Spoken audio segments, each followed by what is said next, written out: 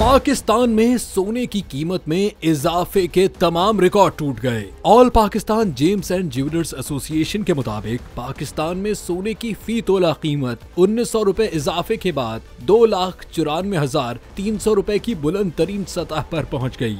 इसी तरह 10 ग्राम सोने की कीमत भी 1629 रुपए इजाफे से 2,52,314 रुपए रही। आलमी मार्केट में भी सोने की कीमत में इजाफे का रुझान रहा। सोना $16 इजाफे से $2,815 फी औंस है। याद रहे कि सोना खरीदना रिवायती तौर पर महफूज सरमायाकारी समझा जाता है, जिसकी कीमत अफराते ज़र, सियासी और मुआशी अदम इस्तेहकाम के औकात में बढ़ जाती है।